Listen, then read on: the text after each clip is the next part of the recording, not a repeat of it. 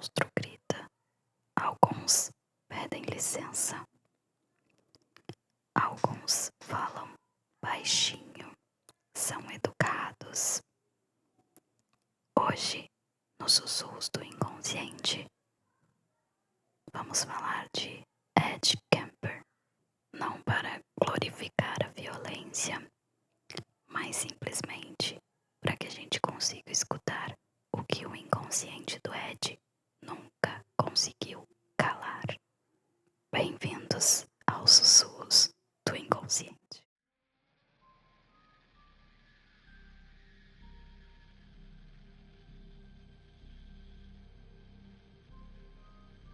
Ed era alto, muito alto.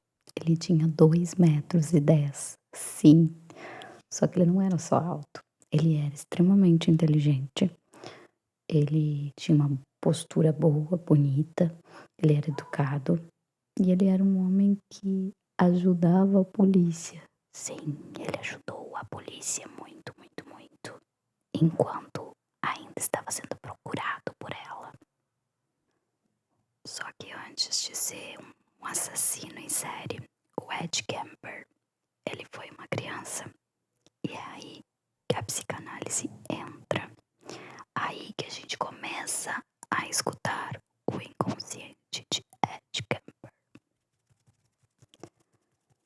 Sua mãe é o primeiro laço, tá?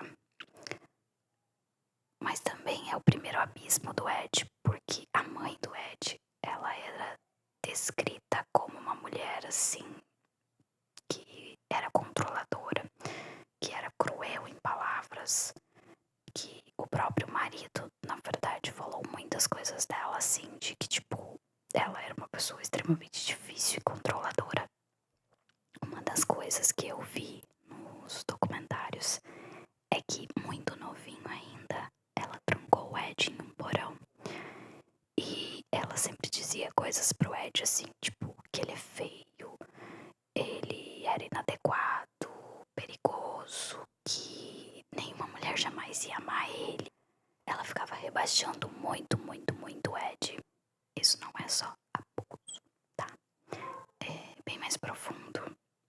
Consegue ser muito pior, porque é uma mãe que não simboliza o limite pra ele, que não vai introduzir o pai, né, na função de pai, e que invade, humilha muito o Ed. Aqui a gente vê o inconsciente do Ed se organizando de uma forma mortífera. E é aí que eu te pergunto, o que essa criança, ela precisou recalcar, tá?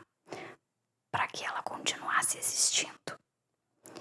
Então, no Ed Kemper, a gente vê que o ódio, ele não pôde ser, naquele momento, direcionado para a mãe dele, tá?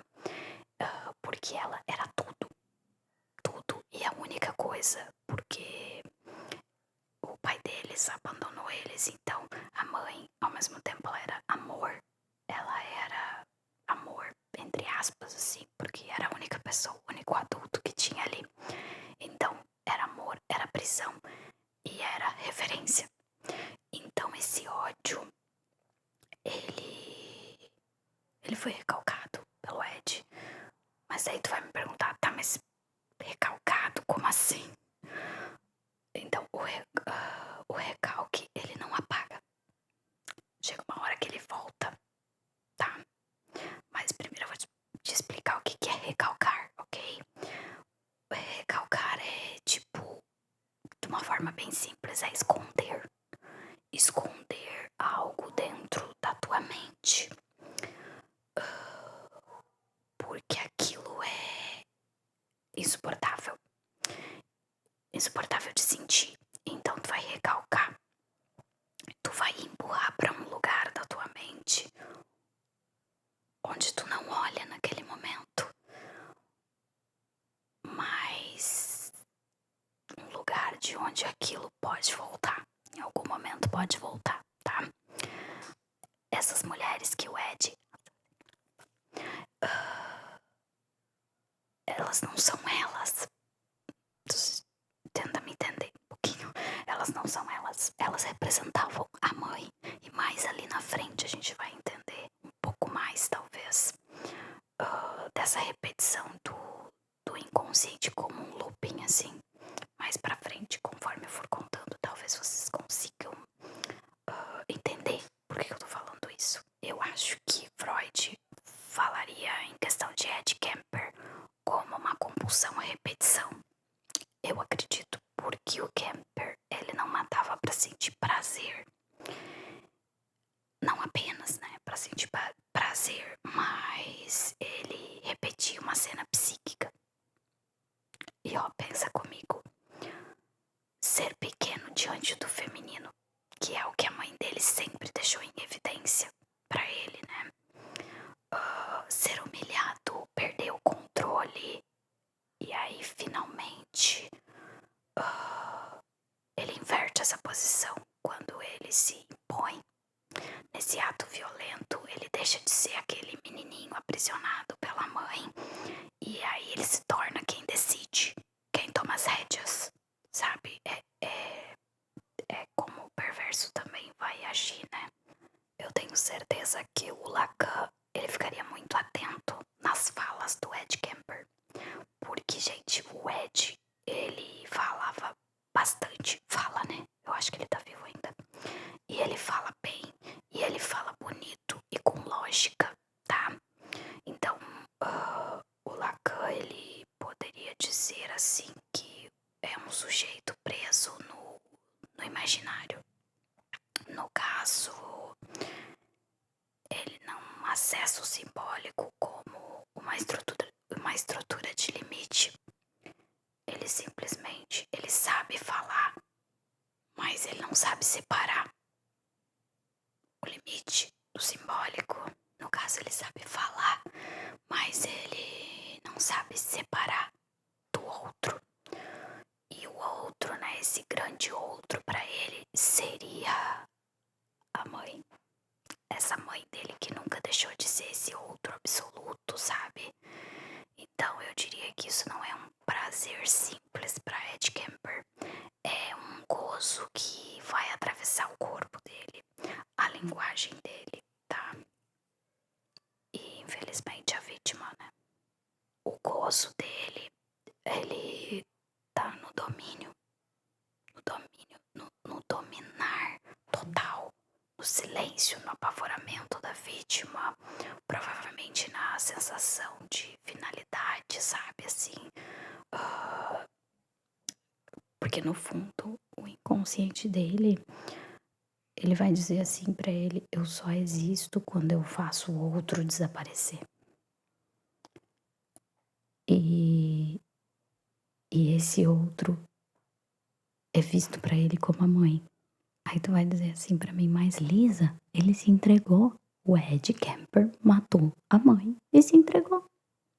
E esse é o ponto crucial de Ed Kemper, gente. Porque ele se entrega depois de matar a mãe dele. Psicanaliticamente, isso é fortíssimo. É muito forte. Porque a fantasia do Ed Kemper se completa, tá? O circuito se fecha quando ele mata o outro, que era o outro absoluto, que é a mãe. Então não há mais por que repetir, não tem mais por que ele ficar naquela repetição. E a mãe, não sei se dá pra ficar falando muito essas palavras, ela perde a função, entendeu? O ato perde a função. O ato dele perde a função, já que ele deu o fim na mãe, que era o outro absoluto, que ele ainda carregava. Sem a mãe viva, o ato perde a função. Não tem mais porquê. Porque quando ele cometia os atos, era como se ele estivesse se vingando dela, como se ele estivesse matando ela, sabe? Sempre. A gente sabe que antes de se entregar pra polícia, o Ed, ele cometeu atos que chocam até hoje, tá? Eu não vou falar muito sobre isso, mas assim, só pra trazer mais ou menos, se tu não conhece o caso, ele atraía mulheres dando carona, tá?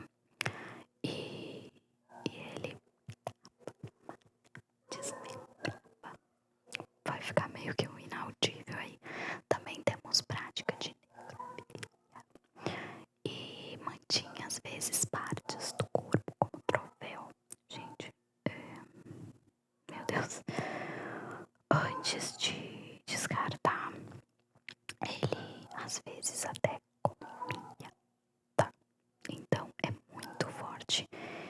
E é uma busca também desesperada por controle, você pode perceber. Essa combinação de atos e fantasias assim bizarras, né, que o Ed cometia, não é só uma monstruosidade gratuita, é também uma estrutura muito mais profunda do inconsciente que, que o Ed não conseguiu metabolizar, sabe? Não conseguiu simbolizar. É uma violência contra animais, as fantasias, né, com partes do corpo das meninas. E o uso de troféus não é só uma coisa muito ruim, tá? São também manifestações do que ele não conseguia simbolizar, do que ele não conseguia falar, colocar pra fora, do que não era dito na linguagem mesmo que eu digo, sabe? Porque o Freud, ele observava muito, né, que quando aquilo que dói, tá, ou aterroriza, não pode ser dito com palavras. O que que vai acontecer, gente? O inconsciente, ele vai falar por atos. Vai falar por atos repetitivos e muitas vezes grotescos. Isso não é só brutalidade, meus amores. É o inconsciente tentando resolver um trauma que nunca foi nomeado, nunca foi escutado, nunca foi pensado. Não foi a morte da mãe que libertou o Ed Kemper, tá? Não vai entender isso. Foi o fim da fantasia dele, porque eu acredito que quando ele cometia aqueles atos, ele fantasiava a mãe. Aí quando ele fez com ela, acabou a fantasia. E enquanto a mãe existia, o conflito também existia. E o conflito existindo, o ato, ele tinha uma função. Mas quando a fantasia, ela se realizou, né? Quando o objeto central do ódio do Ed Kemper, ele desapareceu por completo. O inconsciente dele ficou vazio. E daí, quando não há mais o que recalcar, não há mais por que atuar. E o Kemper, ele não se entregou por culpa. Não vai entender isso, tá? E ele nem sente culpa, tá? Para começo de conversa, ele nem sente culpa. Ele se entregou, acredito que por um esgotamento psíquico. Porque ele mesmo conta ali no documentário, né, que eu olhei, ele mesmo conta que ele não sabia se, quando a polícia pegou a arma dele, que confiscou, né, ele não sabia se eles já sabiam quem ele era ou não. Ele entrou em um conflito, assim, sabe, psíquico. E o desejo dele já tinha ido longe demais também, né. O recalque, ele já não sustentava esse sintoma, sabe. O ato sem fantasia perde o sentido pra ele. E o inconsciente, ele não quer justiça.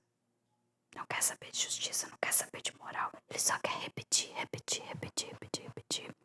Até que alguém escute ele. E quando ninguém escuta, o inconsciente, ele grita. E às vezes com o corpo do outro. E o Ed Kemper, ele não é um mistério a ser admirado, viu? Pelo amor de Deus. Ele é um aviso do que acontece quando a nossa palavra falha. Quando a gente não consegue pôr em palavras todo o ódio. Claro que, lembrando que Ed Kemper é uma estrutura perversa. Ele é um psicopata. Freud já nos ensina, nos lembra que aquilo que é escondido demais, bem escondidinho lá dentro, isso aí retorna, não como escolha, viu? Mas retorna como um ato. E quando esse ato, ele não retorna em palavras, ele retorna em silêncio. E muitas vezes esse silêncio vira violência.